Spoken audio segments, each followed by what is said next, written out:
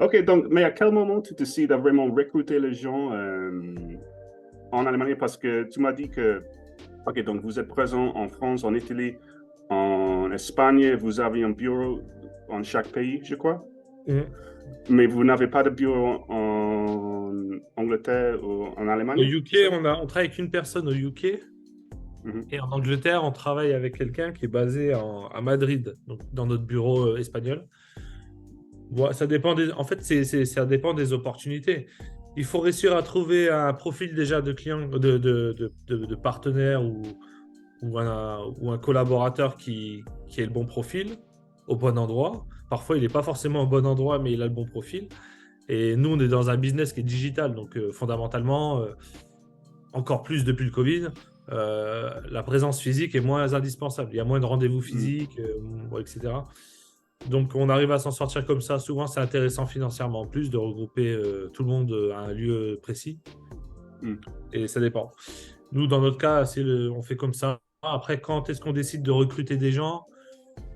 Bon, souvent, on va essayer avec un profil international ou multilingue chez nous de commencer à travailler sur un marché ou des stagiaires, hein, c'est tout bête. On recrute des stagiaires, ils vont tester un marché. Et ensuite, une fois on identifie une opportunité, de l'attraction, etc., on va recruter un premier employé qui va lui accélérer avec plus de seniorité, etc. Et en fonction de la performance de cet employé, on va soit poursuivre, soit réduire, soit réajuster la stratégie. Voilà. Non, mais ça, c'est le point intéressant parce que, comme tu as dit, depuis Covid, on n'a pas vraiment besoin d'ouvrir le bureau partout, de Ouais. faire les rendez-vous en physique et c'est un coût qui est assez conséquent.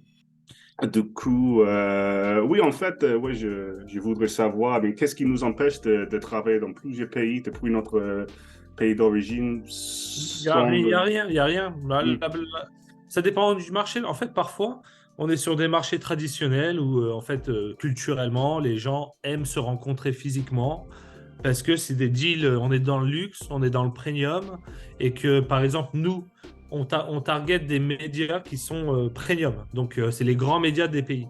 Les grands médias des pays. Alors, déjà, le marché des médias est assez traditionnel, globalement. C'est pas le marché le plus tech qui soit, avec des personnes qui sont là depuis très longtemps sur le marché. C'est un réseau.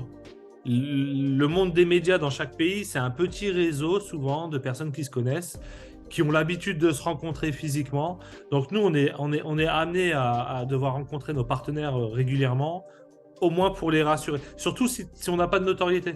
Si vous créez votre entreprise et que vous avez peu de notoriété, vouloir collaborer avec Le Monde en France ou Le Figaro ou BFM TV, bah, en fait, quand vous n'avez pas de nom et vous n'avez pas de réseau et compagnie, bah, parfois rencontrer physiquement ces personnes-là, ça permet de les rassurer sur vos ambitions, sur qu'est-ce que vous voulez faire, sur votre parcours. Mais globalement, c'est pas du tout une nécessité. Il y a plein de business où il n'y a pas du tout besoin de faire ça. Ça dépend aussi du niveau culturel. C'est-à-dire que si les gens sont très tech, très connectés, etc., leur proposer un rendez-vous physique, limite, ça va être contre-productif. C'est des gens hmm, qui n'aiment pas ça. Donc ça dépend vraiment. Il faut commencer à rencontrer des partenaires et des clients sur son marché pour voir un peu le comportement, leurs recommandations.